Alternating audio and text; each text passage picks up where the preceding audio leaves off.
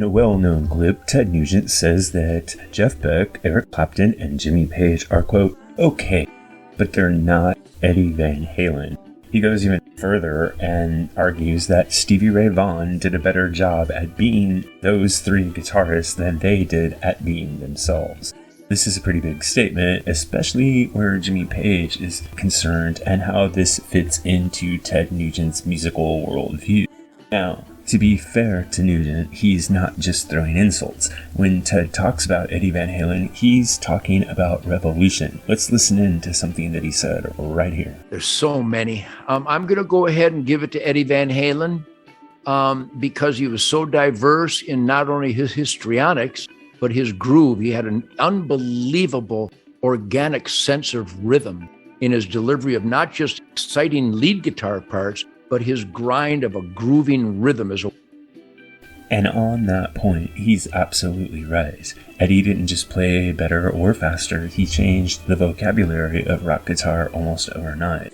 After Van Halen arrived, tapping wasn't a novelty, harmonics became musical statements, rhythm and lead kind of intertwined into one voice, even farther than they did in the hands of Jimmy Page.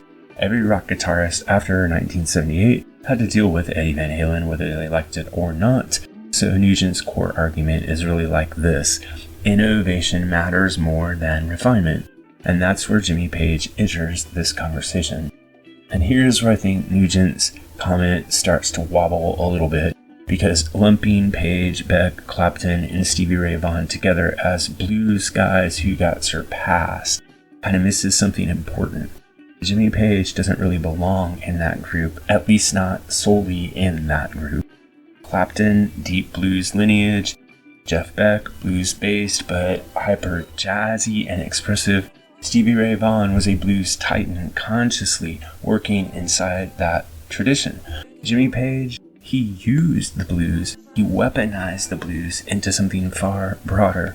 Page wasn't just a blues guitarist, he was a composer, an arranger, a sonic architect, and most of all, a producer. And this puts him in a completely different lane than the other three guitarists that Nugent mentioned there. If innovation is the metric, then Page deserves more credit than Nugent is giving him here. Jimmy Page pioneered layering guitar orchestration, using alternate tunings, integrating folk, Eastern, and acoustic traditions. Songs like Kashmir, Achilles' Last Stand, 10 Years Gone, these aren't blues riffs, they're orchestrated song structure. And as a producer, Page shaped Led Zeppelin's sound with obsessive detail. He used mic placement, room acoustics, dynamic contrast. This wasn't just a guitar hero, this was sonic world building. Another thing that often gets overlooked in debates like this is that Jimmy Page was an elite acoustic player. Tracks like Bron-Y-Aur, Black Mountainside, Going to California, and yes, Stairway to Heaven, and the Rain Song show the level of touch, timing, and harmonic sensitivity that really aren't rooted in blues playing so much as folk and Celtic traditions, and this reflects a deep musical literacy. Eddie Van Halen revolutionized electric guitar technique. Jimmy Page expanded what rock music itself could contain. Those aren't the same jobs.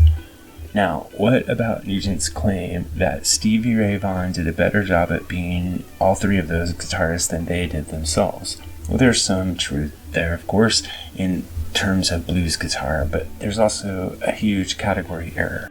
Stevie Ray Vaughan didn't replace Clapton or Page. He revitalized the blues tradition at a time when it needed an infusion of new blood. Stevie was a master interpreter with unmatched intensity. Page was a master synthesist who pulled influences together into something new. One isn't better than the other, they're just different musical missions.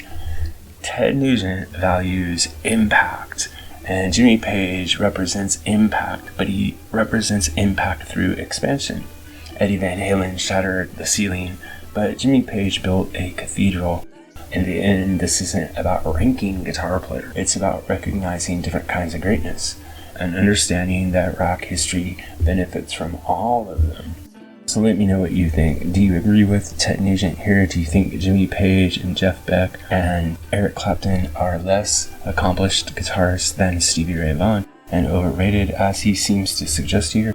Or do you think that he's a little bit off base? Let me know in the comment section below. Music Guru here, asking you to help us on our march to 10,000 subscribers.